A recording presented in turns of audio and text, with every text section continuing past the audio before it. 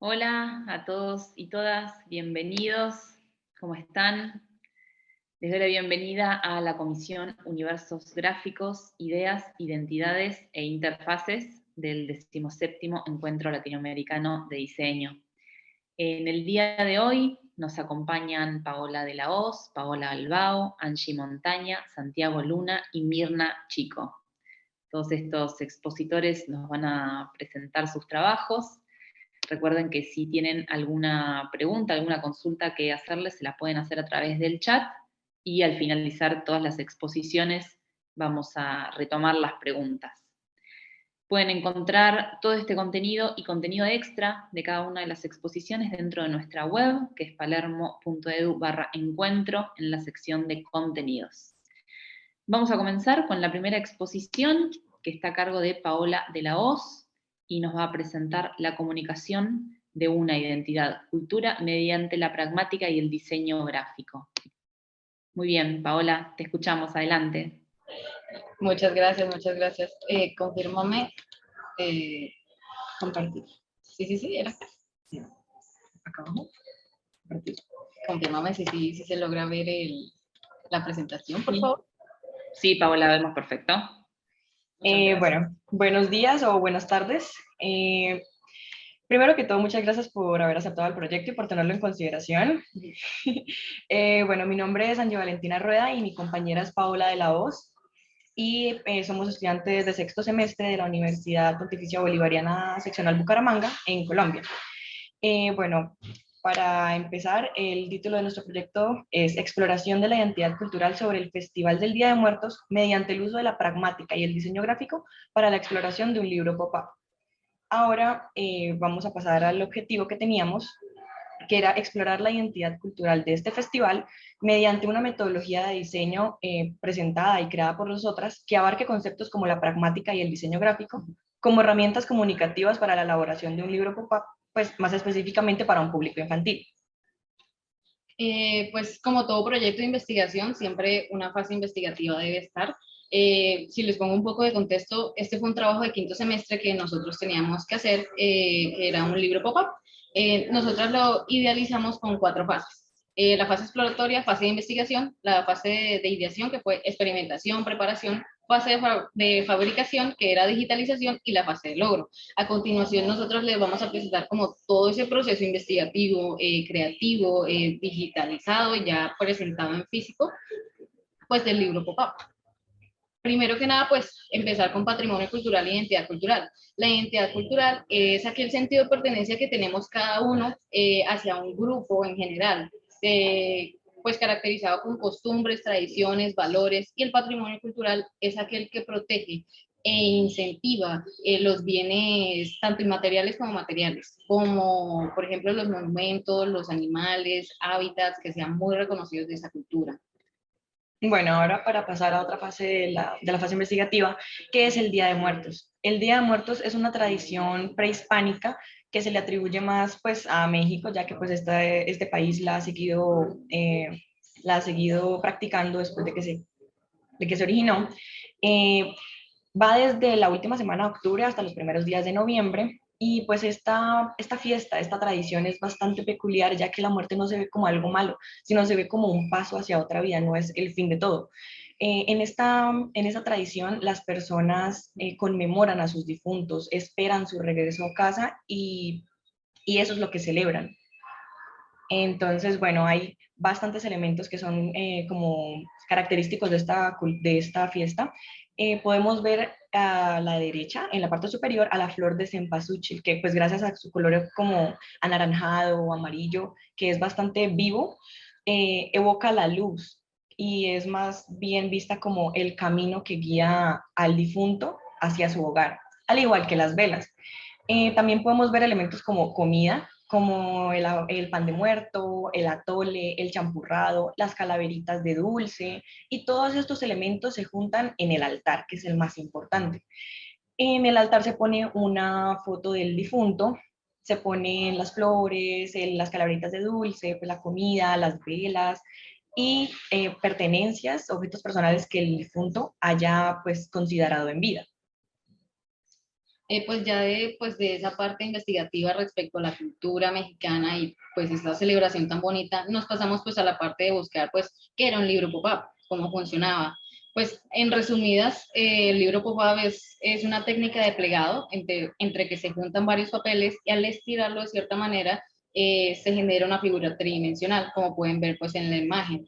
Los libros pop-up se han reconocido desde hace 800 años con libros relacionados con la astrología, con las ciencias naturales, con la medicina también. Hay un libro muy famoso de un cuerpo humano que tú puedes abrirlo en varias capas para conocer pues el cuerpo humano en sí. Reconocimos que el libro pop-up es una herramienta muy fuerte para el diseño, es una herramienta con la cual puedes entrar a un mundo nuevo, puedes interactuar con el objeto y además se genera pues esa impresión, genera como esa primera como impacto, por así decirlo. Entonces lo consideramos una herramienta muy buena para el diseño, la verdad. Y pues una parte muy importante dentro del diseño pues es la pragmática. Nosotros nos basamos mucho en esta teoría que era parte de la semiótica, la semántica y la pragmática, del cual se encarga, nos ayudó pues a generar un mensaje para el público infantil, porque este libro de pop-up era para un público infantil.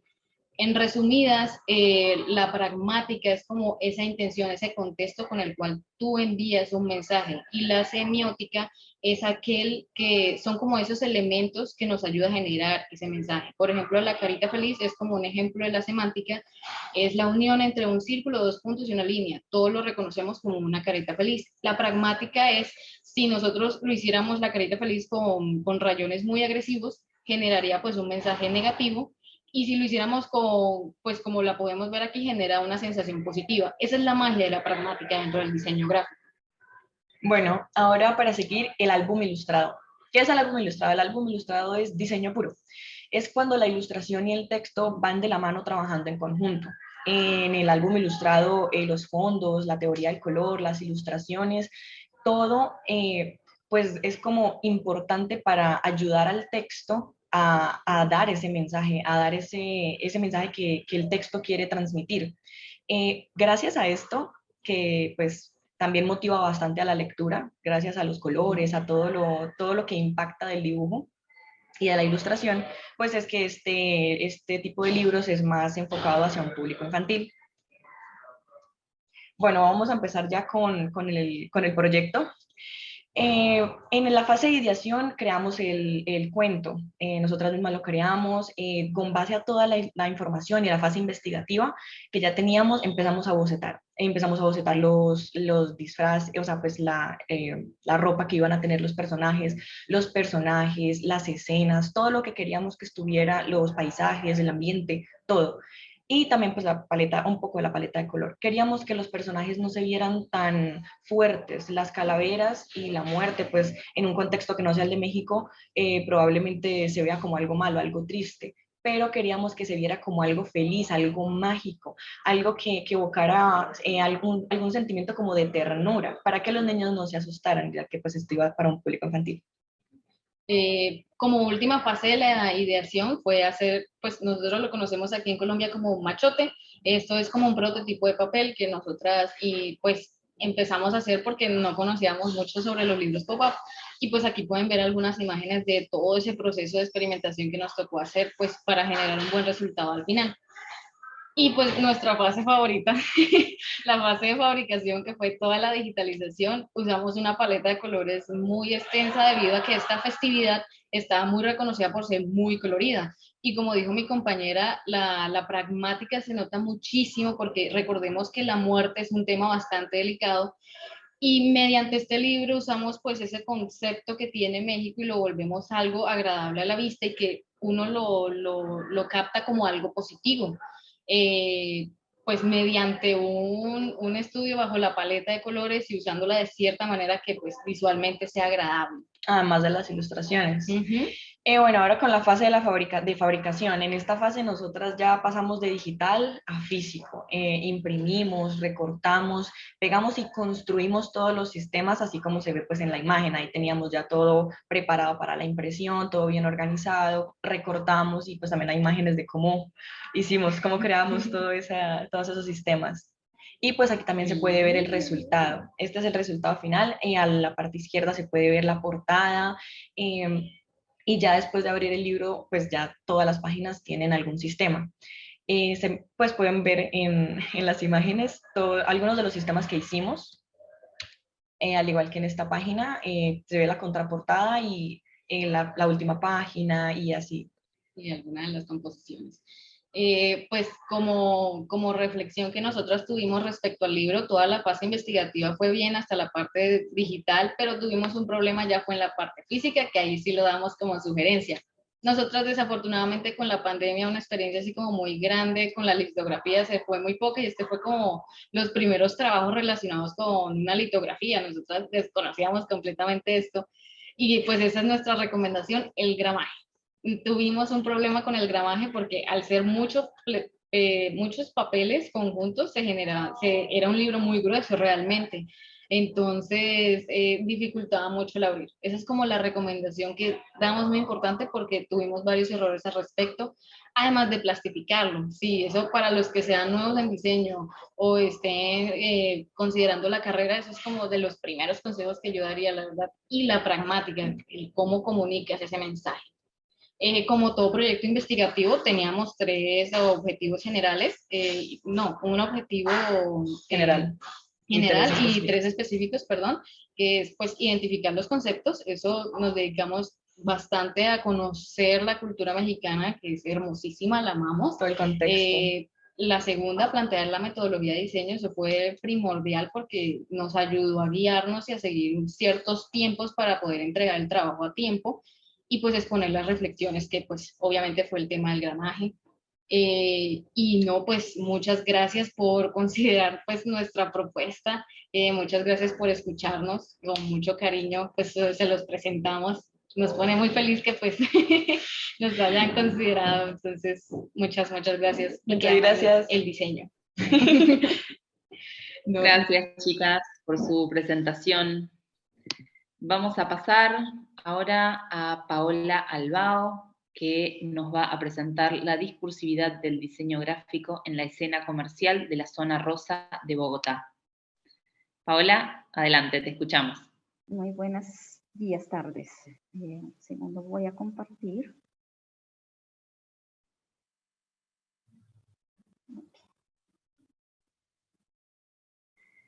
Como ya me presentaron, el tema de esta ponencia es la discursividad del diseño gráfico en la escena comercial de la zona rosa. Mi nombre es Paola Albao, soy aspirante ya casi finalizando el doctorado en diseño en la Universidad de Palermo, con maestría en periodismo y comunicación digital, licenciada en arte y tecnología visual, también diseñadora gráfica, ahora profesora en la Universidad de La Sabana. La intención de esta presentación es darles un contexto en particular sobre la metodología. La investigación pues es un abordaje muy amplio y quise focalizarlo para este espacio que tenemos en la metodología desarrollada para hacer un análisis del discurso. Como lo mencionaban las chicas en la ponencia anterior, para poder hablar de cómo el diseño gráfico dialoga con nosotros, necesitamos abordar la semiótica y entre esos pues los tres ejes que están involucrados en ese proceso de diálogo, de discursividad de las piezas, que son la sintáctica, semántica y pragmática. El objetivo de este trabajo fue analizar el discurso visual del diseño gráfico comercial de la zona rosa de Bogotá a partir de las tres dimensiones del signo, la sintáctica, la semántica y la pragmática.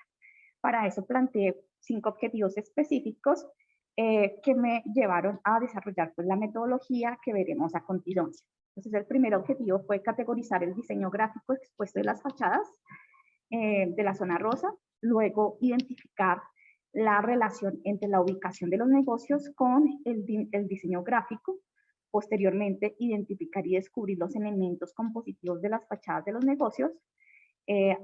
El siguiente objetivo fue categorizar las figuras retóricas del diseño gráfico comercial y por último identificar los aspectos contextuales más característicos de la zona rosa. Entonces vamos a mirar la metodología. Para arrancar, pues comentarles que lo que hice fue desarrollar un mapa que veremos en el próximo slide con la población que cobija este estudio. Entonces está los 306 negocios de toda la zona rosa, y la muestra la tomé entre diciembre del 2018 y enero del 2019. Todas las fotografías de todos los negocios de este lugar. Posteriormente hice una delimitación de esta población a el 20% a partir de una muestra probabilística estratificada, donde salieron 61 negocios a los que se le hizo el análisis a profundidad. Entonces la zona rosa, voy a primero darles como un contexto del lugar. Es una zona ubicada al noroccidente de Bogotá. Tiene, como ya les mencioné, más de 306 negocios. 306 son los que están en la parte exterior, pero hay más negocios en los centros comerciales. Este lugar está ubicado entre la carrera 15 y la carrera 11 y entre la calle 85 y la calle 82, que cobija 14 cuadras o manzanas, y a partir de este grupo de locales o de negocios que se ubican en este sector en particular, que es un sector exclusivo que queda en un estrato sociocultural alto. Aquí se mide a partir de niveles y el máximo es 6 y este está en nivel 5, o sea, llega como al máximo en los estratos que se manejan, lo cual es importante tener en cuenta como todas las características contextuales, porque eso hace parte de cómo dialogan el diseño gráfico con la puesta en escena de los negocios y consecuentemente pues con el diseño gráfico, cómo se expone. Entonces básicamente pues la discursividad lo que busca el diseño gráfico cuando sale de los manuales de identidad y pasa a las calles, pues se resemantiza, cambia su significado, se ajusta a unas condiciones socioculturales, a unas dinámicas que se dan en el entorno, lo cual hace que el diseño tome un sentido diferente al inicial, porque debe conversar con un público particular. Entonces, en el primer ejercicio fue recolectar todas estas fachadas, hacer un mapa interactivo en Google Maps, que fue el slide anterior, y posteriormente desarrollé unas categorías para poder identificar cuáles eran las identidades visuales corporativas más predominantes o cómo empezaban a dialogar en el mismo espacio. Utilicé como referente esta propuesta que hace Norberto Chávez sobre una tipología de identidad visual corporativa que se divide entre IVC, que es identidad visual corporativa con símbolo, o la nominal, resaltando 3 de cada uno: el isólogo, el pictograma y el imagotipo, o el logotipo con fondo, logotipo puro, y el logotipo con accesorios. Esto lo hice con relación a toda la población para tener como un abordaje general, y después, sí, teniendo en cuenta esto y la ubicación, tener criterios para hacer la selección de la muestra. Pero ya con la muestra, que fue tan solo de 61, no de los 306, sí entré a hacer un estudio detallado. Entonces, el estudio, ¿en qué consistía? Era mirar la fachada de cada uno de los negocios y de ellos capturar los elementos compositivos que están en esa fachada, como si tiene carpa, el tipo de puerta, la ventana, la ambientación, la disposición en el espacio externo, o los tipos de negocios que son con vitrinas.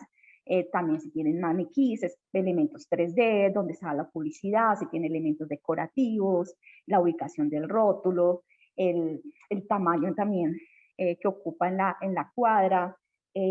Bueno, una serie de elementos que son muy importantes tener en cuenta cuando uno habla de discurso, porque el diseño gráfico que se presenta en los rótulos, o sea, las identidades visuales, no juegan solas cuando están en las calles, ya necesitan, ya empiezan a dialogar con todos los elementos que están alrededor, incluso con las actividades, con los hábitos, con las costumbres, con los itinerarios del lugar, lo cual hace que ya el significado de ese rótulo no sea el que estaba pensado inicialmente en el manual, sino que aquí empieza a cambiar su significado y ya empieza a tener un nivel de pragmática mayor, porque ya no es solo lo planteado por el diseñador, sino ya entra el receptor a ser parte de este juego y el contexto en general, con todo lo que conlleva estar en un sitio. Para hacer un análisis ya de la identidad visual corporativa en particular, abordé el tema de la retórica. La retórica es un área también de la semiótica que nos permite estudiar las figuras o las desviaciones del sentido principal de la imagen. Es decir, de aquí no habla uno del sentido literal, sino lo figural. Para eso generé varias categorías para la sintáctica, para la retórica sintáctica, para la retórica semántica y la de la tipografía. Entonces, de la sintáctica abordé la estructural, racional y morfológica. En la estructural hice énfasis en identificar como la estructura de estas imágenes. En lo relacional, estas con qué se relacionan, la forma con que se relaciona, y en la morfológica tiene una lectura más hacia lo geométrico, lo orgánico, estilizado y normalizado. En la retórica semántica ya se profundizó, fue en si era una figura de metonimia, sinécdoque, hipérbole, metáfora, secuencial, donde se ven más los significados. Entonces en el anterior son más, tiene un enfoque más a la forma, la morfología, lo que la forma expresa por sí misma, y aquí los sentidos, las desviaciones que tienen todas las imágenes que nosotros construimos en diseño gráfico, pues tienen un lenguaje desviado, que es lo que cobija la retórica. Y eso es con relación como a las identidades, pero también abordé el tema de la retórica en el color, que me enfoqué principalmente en dos ejes, que es la isotopía y la alotopía. La isotopía, donde el sentido del color está muy relacionado a la imagen, entonces el color amarillo con la cerveza, y la alotopía, que es un sentido desviado totalmente, que es el color violeta con la charcutería, que no tienen mucha relación lógica en este caso. Posteriormente, abordé la retórica en la tipografía con una propuesta que hizo González Solas, donde divide la tipografía en dos grupos principales, la tipografía tradicional y las nuevas tipografías. Y de ahí pues se desglosa un sinnúmero de posibilidades de entender el sentido de la tipografía en las identidades visuales.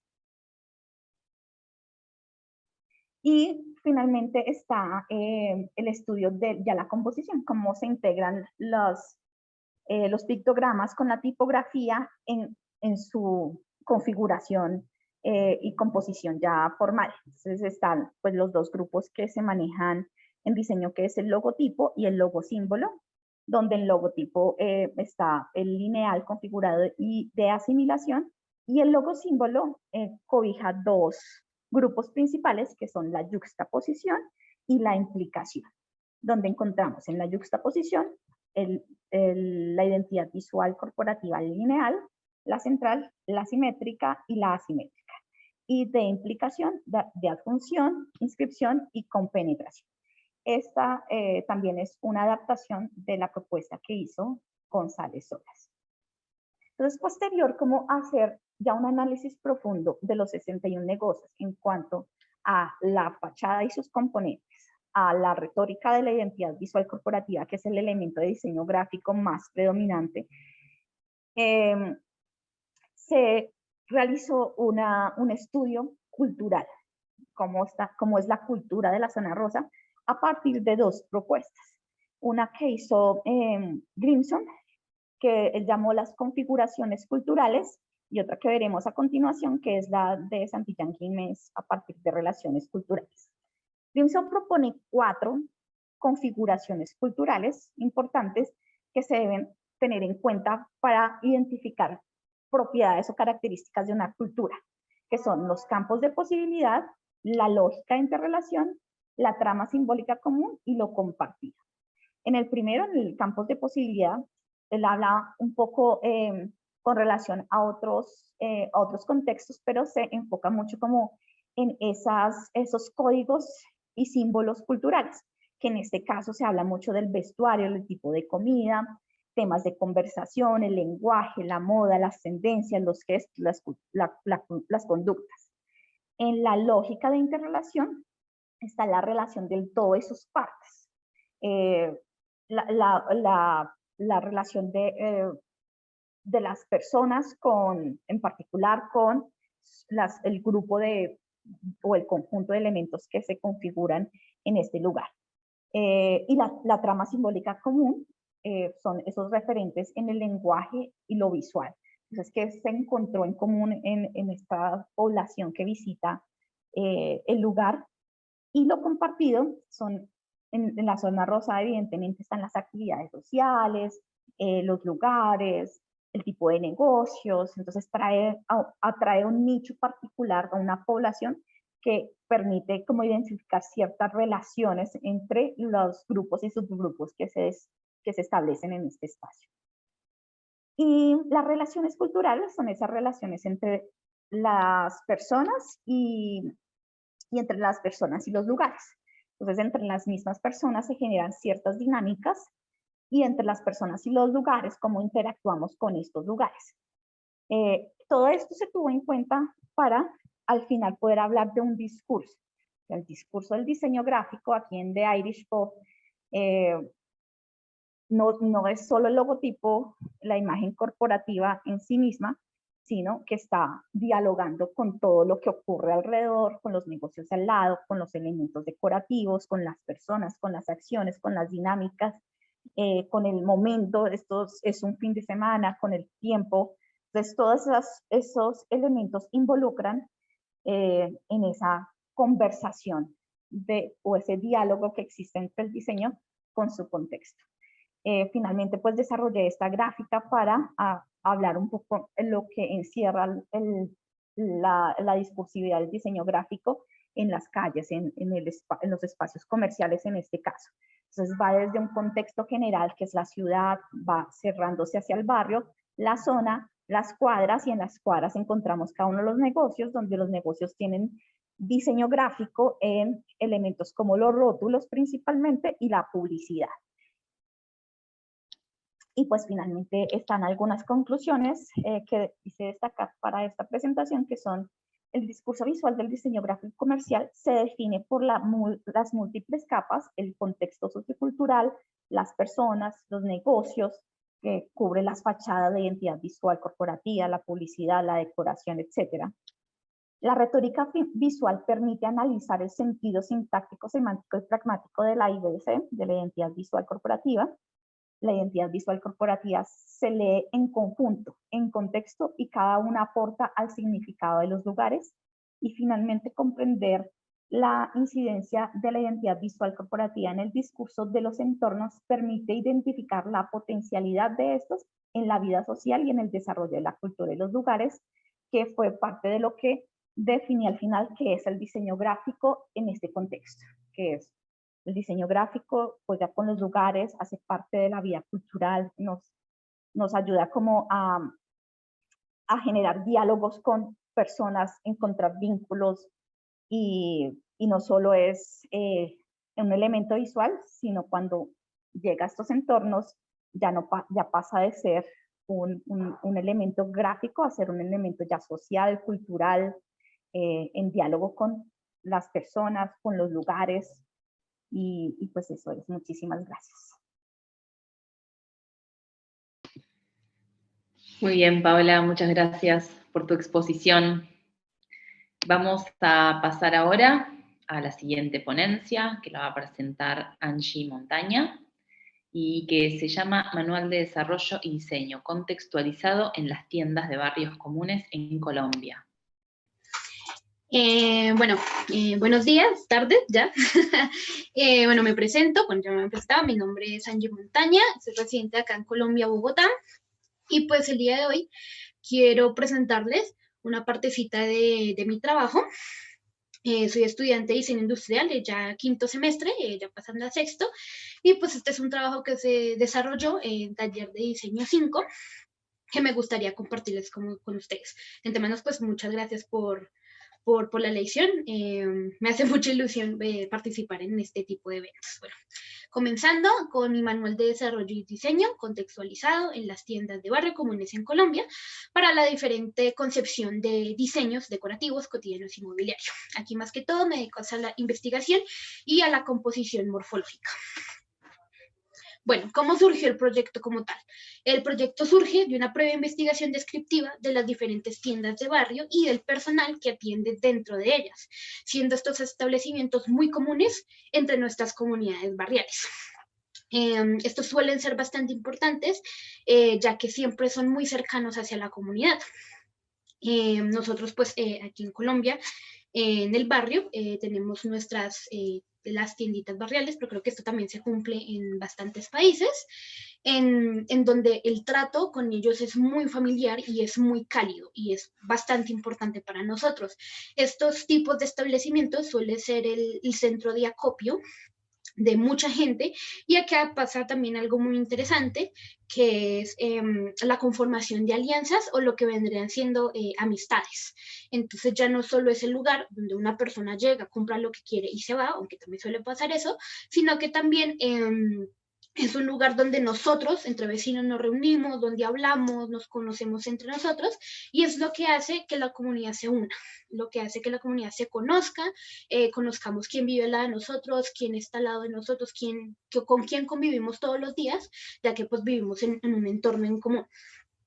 Toda esta observación se hace un tipo de caracterizaciones o descripciones adjetivas de este tipo de establecimientos para generar, por medio de una herramienta de diseño que más adelante explico, para generar diferentes productos de diseño decorativos o diferentes artículos.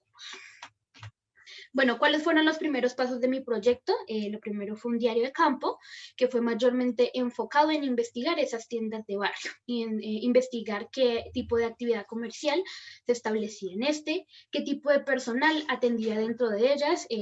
Con esto nos referimos a qué características se cumplen con el personal que atiende dentro de estos establecimientos, qué tipo de mobiliario pueden tener allí, ya sean pues las vitrinas, las neveras, bueno, todo ese tipo de muebles que hay allí, cómo caracterizan esta zona.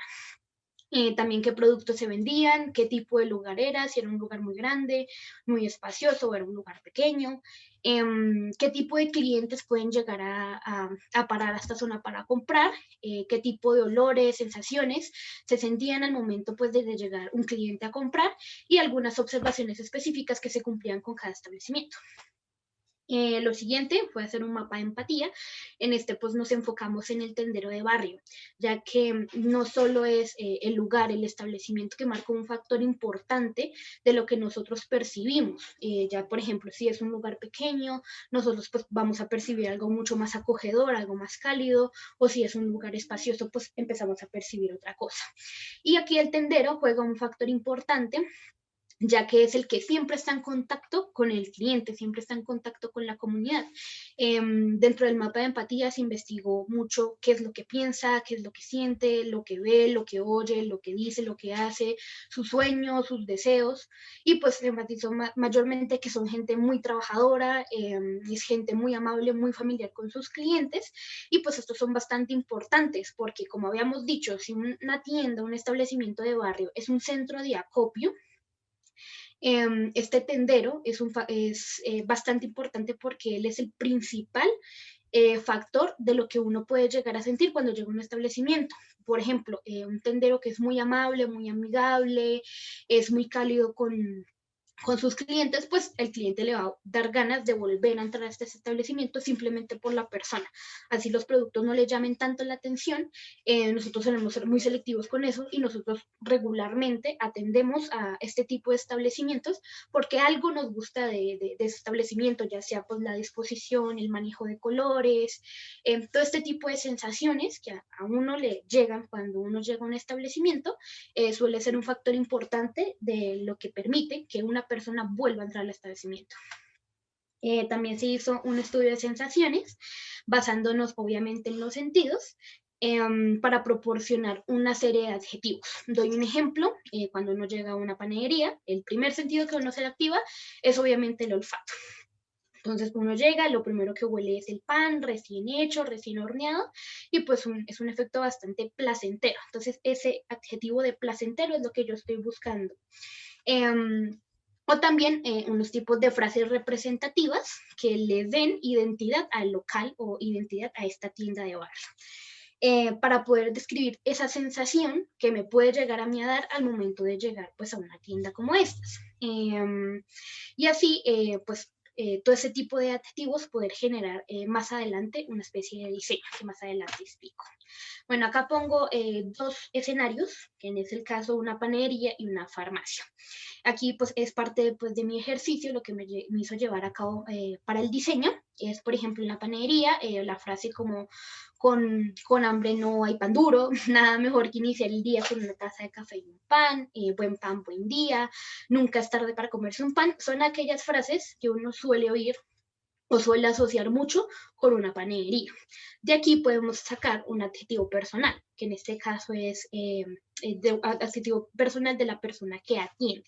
Entonces sería que son muy alegres, son muy familiares con sus clientes, y un adjetivo sobre el entorno, que es un lugar muy placentero y satisfactorio, ya pues acá hay productos comestibles, se siente placentero y satisfactorio también por el horno, digamos, el calor del horno hace que uno se sienta bien, el olor y todo ese tipo de, el espacio acogedor hace que uno perciba algo placentero o algo satisfactorio.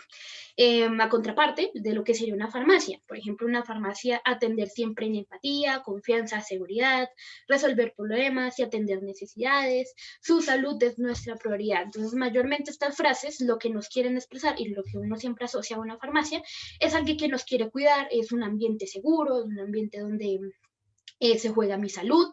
Entonces, un adjetivo del personal sería la empatía, la cordialidad o el respeto con lo que ellos atienden. Y un adjetivo sobre su entorno, o sea, sobre el establecimiento como tal, sería la seguridad con la que uno puede llegar a estos sitios. Por ejemplo, ponía también con unos compañeros en que uno llega a una carnicería y ve tantas máquinas de corte y ve uno los cuchillos grandes, entonces la sensación es diferente a otros locales. Entonces, ese siempre va cambiando de acuerdo a lo que sentimos al momento de entrar a cualquier tienda de barrio, pues cambia mucho. Acá, ya con los adjetivos, que mayormente hice una investigación de 18 establecimientos, establecí una lista de diferentes adjetivos. El siguiente paso en el que fui a dar es desarrollar una herramienta de composición y diseño. Para poder convertir esos adjetivos en composiciones morfológicas para posteriormente tener un diseño. Entonces, la herramienta de diseño fue un libro, de pronto algunos diseñadores lo conocen, que es La síntesis de la imagen de Dondis, que es la introducción al alfabeto visual, donde aquí me explican la armonía y el contraste como agentes de comunicación visual, que era lo que necesitaba. Esas técnicas siempre actúan como un conector del mensaje o de la sensación que se quiere transmitir. Entonces, utilizamos la armonía y el contraste como respuesta a esos problemas compositivos que estoy cargando. En este caso, pues, aquí hice un apartado de una partecita del libro, que es en contraste y armonía, cómo nos ofrecen unas herramientas de diseño, unas herramientas de comunicación visual, que en este caso son, por ejemplo, la exageración, el equilibrio, la unidad, la difusión, el plano, todas estas herramientas visuales que yo más adelante uso con los adjetivos para poder crear el diseño. Entonces, por ejemplo, acá empezamos con un ejemplo, que es, por ejemplo, un separador de ambiente. El adjetivo aquí era satisfactorio, que iba inspirado en el placer o el agrado que genera entrar a una heladería.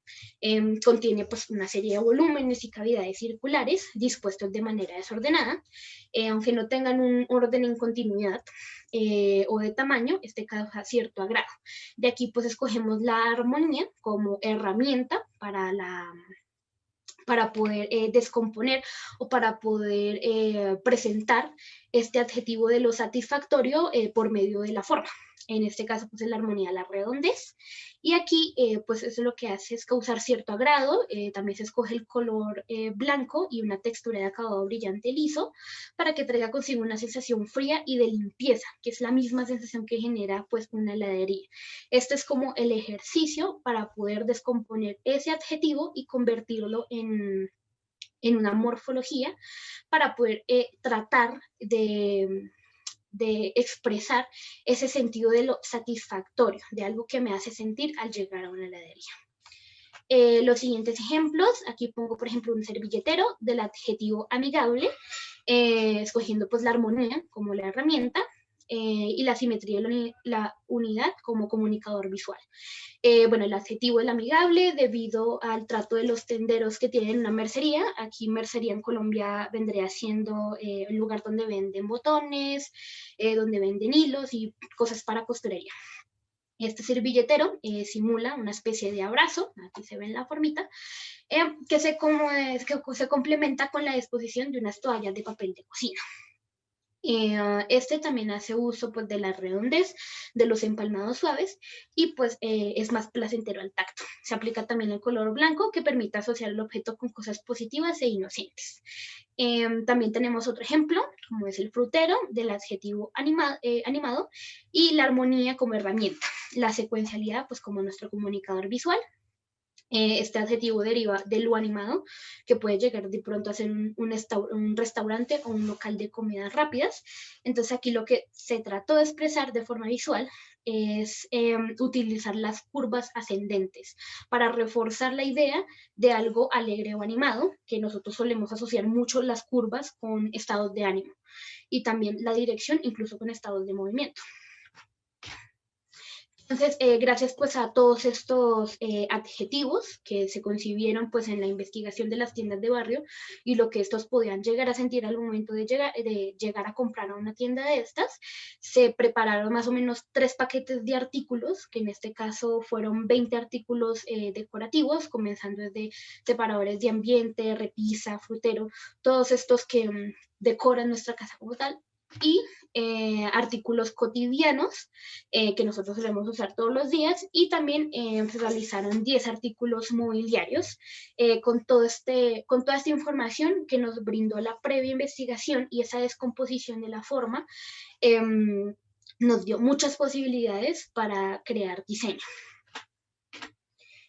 Aquí también fuimos un poquito más adelante, ya no solo fue la composición morfológica con estos adjetivos, sino que con todo este estilo y con todo lo que se estaba manejando, con todo el paquete de diseño, también hicimos las primeras ideas de marca. En este caso surgió Calm como idea de marca, simple y especial. Se tiene en cuenta muchos los recursos visuales usados anteriormente para la composición morfológica. Entonces se utilizó la redondez, el tamaño, la sencillez, la unidad, la simetría, las curvas ascendentes y descendentes para representar ánimo o algo que nosotros sentimos. La abstracción, mayormente no se utilizó nada muy específico para no perturbar como qué es lo que podría llegar a sentir una persona. Y la secuencialidad. En su defecto, pues la mayoría de elementos provienen de la armonía, ya que pues es lo que mayormente siente uno al llegar a estas tiendas de barrio, que hablaba yo con muchos compañeros, que es un ejemplo, que uno llegaba a a la tienda de acá y todo es muy familiar, entre nosotros nos conocemos, siempre cuando llegamos de estudiar, del trabajo, hola, ¿cómo le fue? Es como la familiaridad que hay entre la gente de la comunidad, mayormente pues en las tiendas y en los barrios, que es algo que veíamos muy diferente, que yo ponía un ejemplo con mis compañeros, que era por ejemplo tiendas en Japón. En Japón nos inspira a llegar a una tienda, es mucho respeto, en donde incluso para poder pagar, el dinero se deposita en una bandejita y se recibe en una bandeja. Nosotros acá en Colombia mayormente es el saludo, la cómo está, ya no solo se llega a comprar, sino que también se llega a interactuar y a socializar con la persona. Entonces, todo este tipo de acciones nos parecieron muy importantes. También se hace, bueno, para la marca, como para las primeras ideas de una marca que posteriormente se puede llegar a ser realizable. Se hace uso principalmente del blanco, de colores brillantes, para traer consigo una sensación tranquila, siendo el blanco pues asociado con cosas positivas, con cosas inocentes. También se hace parte de la tonalidad del café, haciendo el estilo de la madera, que se siente algo como calmado o algo más hogareño, que es lo que pues nosotros, en este caso la investigación me votó, que nosotros sentimos mucha familiaridad, mucho sentido de hogar al llegar a este tipo de tiendas. Finalmente, pues se hace el uso del plateado en algunas composiciones y pues para ir terminando, este es un acercamiento, es una recopilación que hice de la marca, que es mayormente todos los productos que tengo, de cómo sería pues este acercamiento. Y pues finalmente las conclusiones a las que pude llegar, que es que todo este tipo de cosas, de muebles, de todo lo que requiere un establecimiento, un entorno, nos hacen cambiar mucho la perspectiva a un cliente para volver a llegar a este establecimiento. También pues nosotros no somos conscientes de los selectivos que somos al llegar a algunos establecimientos, a unas tiendas, y también que toda esta clase de adjetivos nos dio mucho pie, me dio mucho pie para poder realizar diferentes diseños, que es lo que pues a veces hay esos que la mente se queda en blanco, como ahora, que la mente se queda en blanco y no poder pues realizar algún diseño. Este tipo de filtros, incluso con cualquier cosa, nos puede dar pie a realizar muchas posibilidades de realizar diseño. Y pues esto sería todo. Bien, Angie, muchas gracias por Ay, se varó. tu participación, tu exposición. Vamos a pasar ahora a Santiago Luna, que nos va a presentar método participativo para el diseño y el desarrollo de productos artesanales con comunidades indígenas. Te escuchamos, Santiago. Bueno, muy buenos días a todos los participantes desde aquí, desde Colombia. Digamos que la investigación, el MAPAI, hace parte del ejercicio profesional que he desarrollado como diseñador industrial acá en Colombia con comunidades indígenas en diseño y desarrollo de producto, acompañando a comunidades indígenas en el mejoramiento de sus técnicas y en el desarrollo de productos que puedan ser comercializables a través de diferentes plataformas. ¿Cierto? Entonces, digamos que el compendio de estas experiencias que he tenido en el sector profesional me permitieron empezar a generar esta investigación, que más que es una forma en la cual podemos abordar ese trabajo con estas comunidades indígenas para el desarrollo de productos artesanales. La cadena de producción artesanal es muy importante dentro de las economías locales en nuestras comunidades, no solamente aquí en Colombia, sino en toda Latinoamérica. Si bien sabemos que existen muchos métodos de producción, que es el industrial, el postindustrial, el artesanal, es uno que en estas economías emergentes es muy importante. Entonces, ahí hay unos conocimientos muy interesantes que son necesarios investigar, que desde el diseño de producto es muy rico analizarlos y para generar nuevas composiciones, como desde lo local se puede generar una visión más internacional o mucho más global realmente. Perfecto. Entonces, la siguiente. ¿Por qué es importante esta comunidad? Hace parte de los pueblos originarios de nuestra Latinoamérica, de nuestra Colombia. En Colombia representan el 4.4% de la población colombiana, según el censo del DANE del 2018. En Colombia existen 115 pueblos indígenas, cada uno con distintos dialectos, en diferentes partes de nuestras regiones, ¿sí? No es lo mismo las comunidades indígenas que están al sur, cerca del Ecuador, que más las comunidades que vienen del Tapón del Darién, o unas que son amazónicas. Entonces, cada una tiene una cosmogonía, una visión distinta del mundo, que nos permite reconocer la riqueza cultural de estas comunidades, y es de una manera incluyente traerlas a nuestras comunidades y hacer parte de lo que ellos producen, digamos, fortalecer nuestra riqueza cultural. Las artesanías indígenas propiamente dichas son una manifestación cultural. Eso quiere decir que la forma en la que ellos ven el mundo hace una abstracción formal, y esa abstracción formal la representa en un producto. Si una persona crece en territorio, que es como ellos lo mencionan, que es en las selvas o en los bosques apartados, y crece viendo ríos, el sol, los animales, y hace parte de su cotidianidad, porque realmente casi todos son campesinos. Ellos, que van a plasmar en sus productos, pues unas abstracciones formales de todos esos elementos. Entonces, como una comunidad, porque esos productos que les estoy mencionando no solamente tienen una función decorativa, tiene una función claramente social, ¿cierto? Cuando la niña llega a cierta edad dentro de la comunidad, la mamá le pone un collar para que los chicos en la comunidad se den cuenta que esa niña ya puede ser mamá, porque ellos se casan muy jóvenes. Entonces, es el producto artesanal visto desde una visión totalmente humana. Las comunidades artesanales y el producto que ellos desarrollan cumple un renglón dentro de las economías. Entonces, ¿cómo empezamos a generar a través del diseño y desarrollo de producto, a través de instituciones públicas, condiciones para que ellos sean más competitivos en el mercado? ¿Sí? Entonces, ¿qué es lo que sucede? ¿O por qué es importante esta investigación que les estoy planteando? Desde inicios del siglo XX, pues digamos que ha habido cierto interés en Colombia a través de ciertas instituciones para visibilizar más estas comunidades. Particularmente en la que tengo más experiencia trabajando es la comunidad en Vera Chamí, del departamento de Risaralda, en el eje cafetero, y también con la comunidad Guaunán en el Pacífico. Pero digamos que lo que uno ve mucho en campo es que muchas veces esas intervenciones no son hechas de una manera técnica.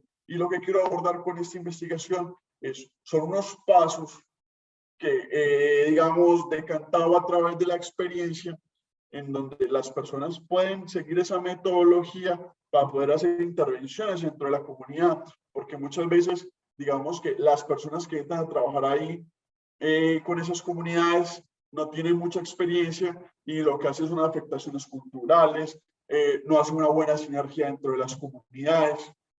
Entonces, el MAPAI es una herramienta usada para mejorar la efectividad entre el diseñador o el asesor técnico y la comunidad.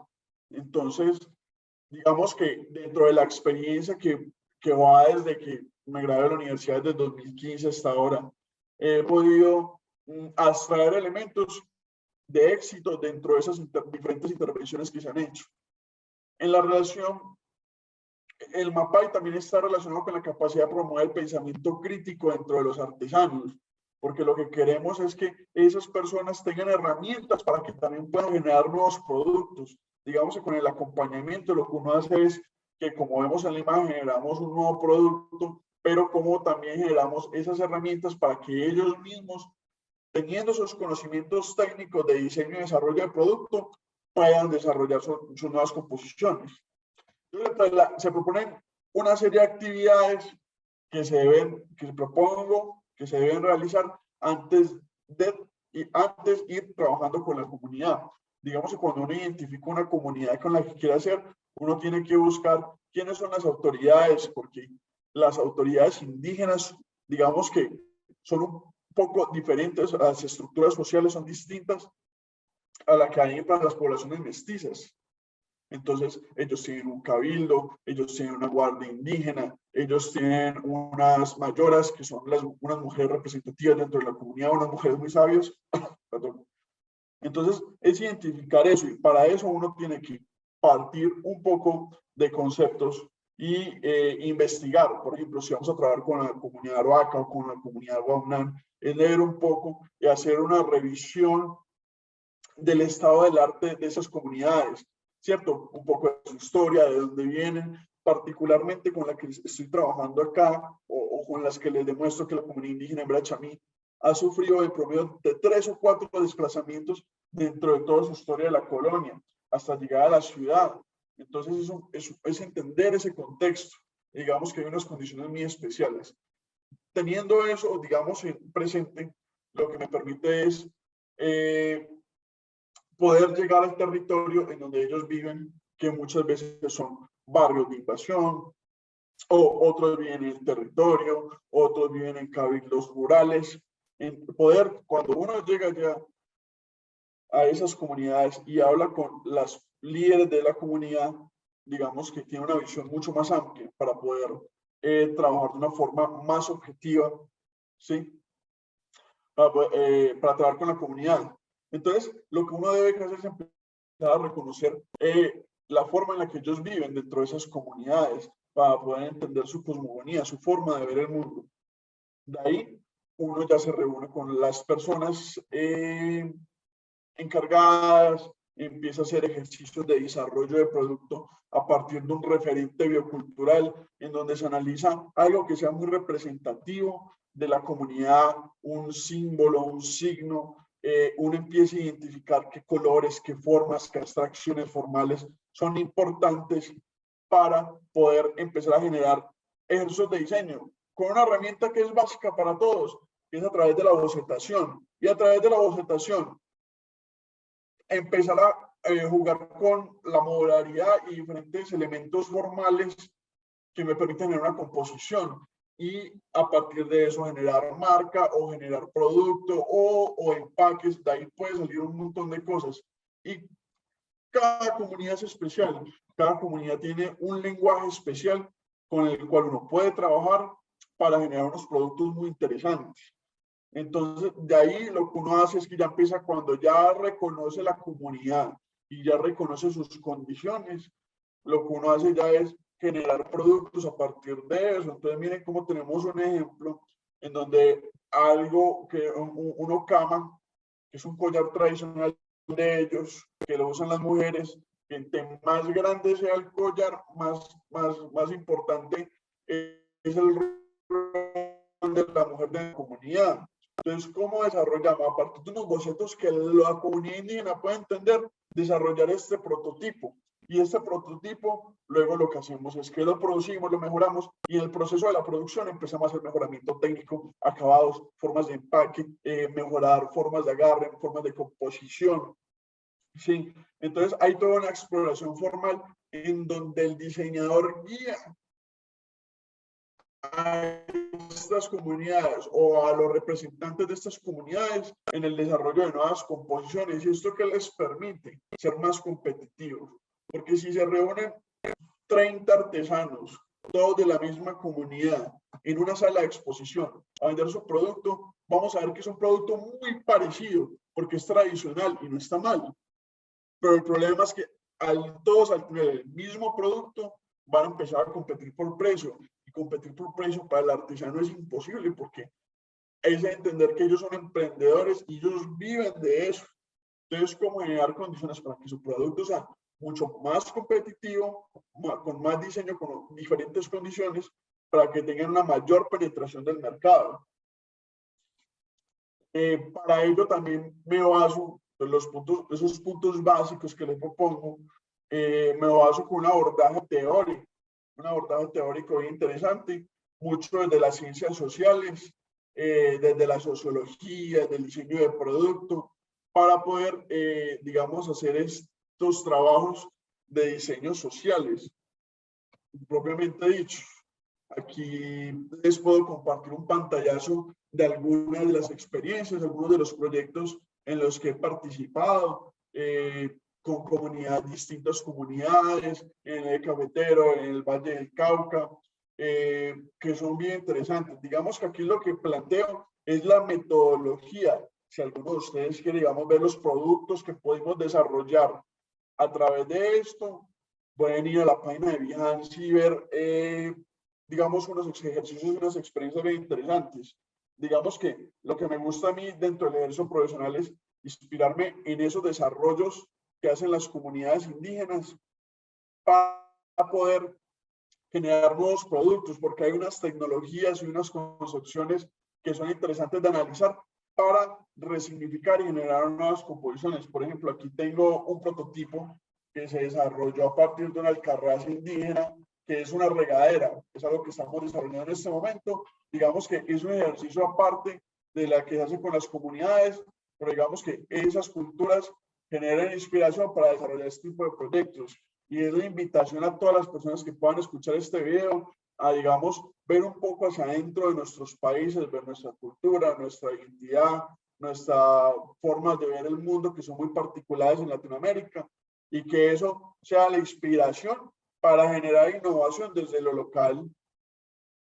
Acá les dejo el link de la página de Behance para que hagan algunos proyectos, y si de pronto a ustedes les interesa trabajar con comunidades indígenas, es muy enriquecedor, porque desde la academia podemos generar una retórica que sea generada desde una identidad local.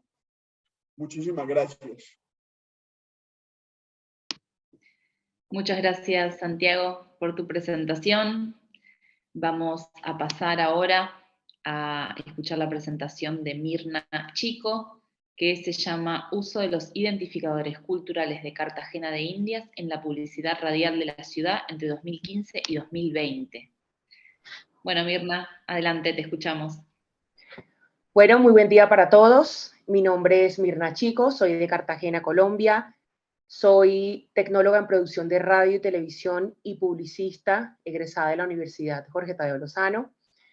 Soy locutora, soy voiceover y soy voz comercial, y para mí es un honor estar aquí con ustedes el día de hoy y poder hablarles un poco más acerca de mi proyecto. La idea de mi proyecto surge como a partir desde mi profesión como locutora pude empezar a observar cierto comportamiento distinto en cuanto al lenguaje publicitario empleado por las marcas en la ciudad de Cartagena en comparación con el resto del país. Por ejemplo, los jingles musicales, los efectos sonoros y hasta el lenguaje en vivo que tenían muchos locutores al momento de emplear ciertos formatos radiales, como por ejemplo la mención. Este proyecto se desarrolla a través de un trabajo de campo que requirió y me despertó a mí este fenómeno, ese interés por querer estudiar qué era un identificador cultural, cuáles eran los identificadores culturales que teníamos en Cartagena. Y es ahí donde encuentro los lingüísticos, los sonoros, los musicales, los históricos y arquitectónicos que van muy de la mano. Y una vez ya los tengo identificados, procedo a rastrearlos en una época que conozco muy bien porque fue la época en la que tuve la oportunidad de hacer parte del gremio radial, y efectivamente confirmé que la publicidad sí los estaba utilizando como una estrategia fundamental para lograr filtrarse en las mentes y corazones de los consumidores. ¿Por qué? Porque les están hablando en un idioma que ellos conocen muy bien, de una forma que ellos conocen muy bien, y esto lo que hacía era que les despertaba ese sentido de pertenencia y los apropiaba más con respecto a sus orígenes y a su identidad. La idea se desarrolla a partir de un trabajo de campo que requirió ampararse en investigaciones que ya existían, pero las encontré unas enfocadas en el tema radial, otras en el tema publicitario y otras en el tema cultural, y fue muy difícil encontrar un trabajo que me sirviera de guía, y fue ahí donde empezó el mayor reto, de fajarme y, o sea, entender de que alguien estaba intentando o intentó llegar a esta temática, pero le fue muy difícil. Posterior a esto, creamos una base de datos. Todo esto ocurre en el marco del semillero de investigación de la Universidad Jorge Tadeo Lozano, de la mano de los tutores, creamos una base de datos de las principales emisoras de la ciudad de Cartagena, apoyándonos en el registro histórico de las encuestas de audiencia radial, y nos permite focalizarnos en un grupo de locutores y de emisoras que eran las más escuchadas de la ciudad, y sacamos esos íconos representativos que la ciudad cartagenera estaba teniendo como suyos, que los escuchaban y decían, ok, este es fulano de tal y pertenece a tal emisora.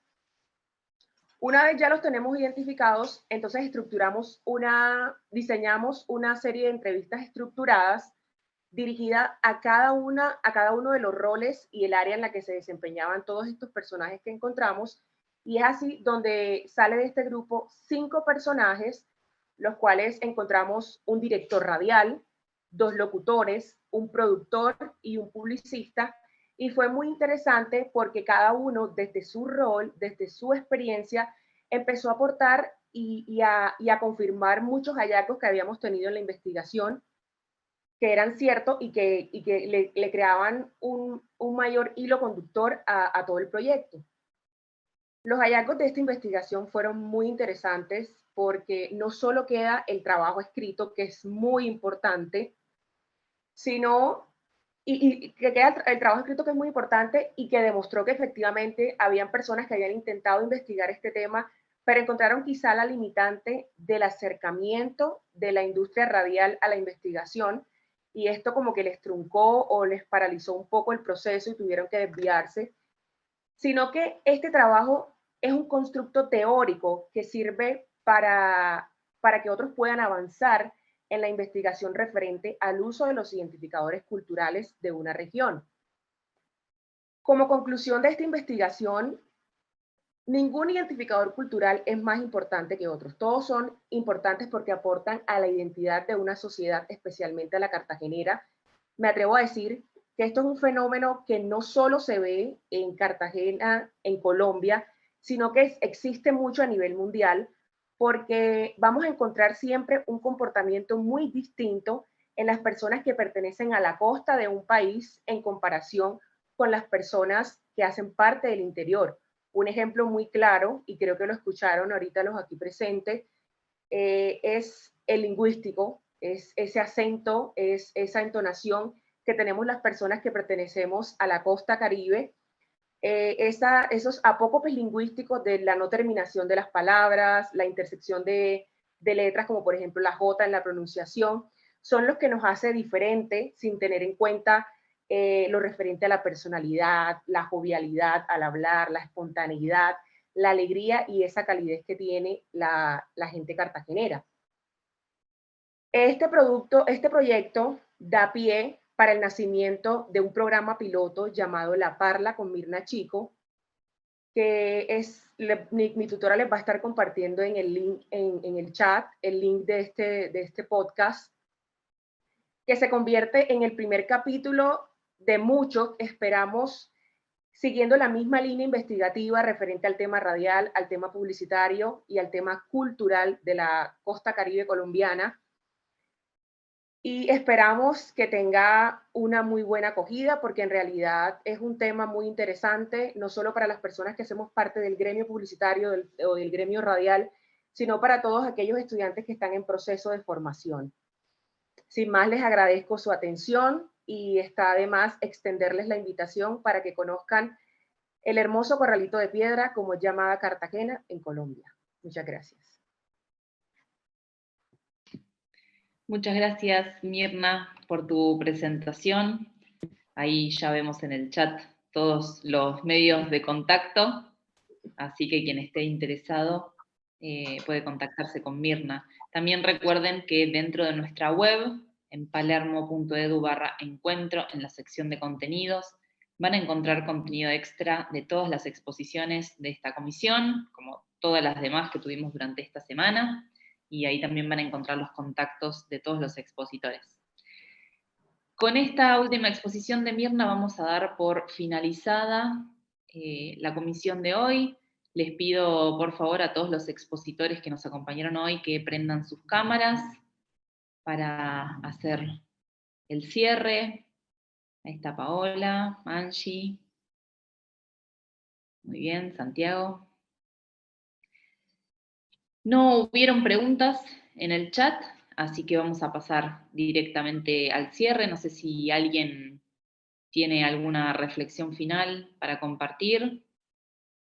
Ahí las chicas, Paola. ¿Alguna de las dos Paolas? Que tenemos dos. Paola de la Voz. ¿Alguna reflexión final? Quería pues Paola del Vago. agradecerle, no sé si me escuchan ahí, Sí. agradecerle a todos los ponentes por tener esta posibilidad de conocer más de los trabajos. Todos somos de Colombia y es muy rico encontrar esta diversidad en abordajes dentro del diseño, ver otras miradas súper jóvenes, trabajos de muy buena calidad, y me alegra mucho pues haber compartido este espacio con ustedes. Pues también la reflexión y que creo que todos lo estamos haciendo es no enfocarnos mucho también en la indagación, en las metodologías, en escudriñar autores, en abordar miradas diferentes y sobre todo potenciar el territorio, como lo mencionaba Santiago. Yo creo que es importante que vayamos a nuestras raíces, escudriñemos quiénes somos, y Latinoamérica tiene mucho que ofrecer en cuanto a diseño. Eso era todo. Gracias. Gracias, Paola. Angie, ¿algo para cerrar? No te escucho, Angie. Quizás son los auriculares nuevamente. Sí, nos sirven. Ahora sí. Bueno, más que todo, esta experiencia fue muy gratificante. Nunca había sido parte de un evento y pues aprendí bastante. Me gustó mucho las ponencias. Se ve que, bueno, aquí mayormente encontramos colombianos. Pues, me alegra mucho pues volver a, pues, ver que el diseño sigue presente, que de hecho está muy bien encaminado. Y pues no, muy, muy chévere, la verdad, muy divertido incluso de las presentaciones de hoy. Muy bien, muchas gracias, Angie. Santiago. Bueno, no, agradecerles a todos, muy interesante. Digamos que me parece que estos encuentros lo que hacen es que hace que el diseño coja una mayor base teórica. Estamos investigando en nuestros temas. Lo importante es que al tener una investigación generamos una trazabilidad y hacemos que la profesión crezca día a día más en nuestra región y en todo el continente. Digamos que es un buen apoyo y muy interesante. Agradecer a la Universidad de Palermo y a la facultad y a todos los presentes. Gracias, Santiago. Paola, de la Voz. Ahora sí.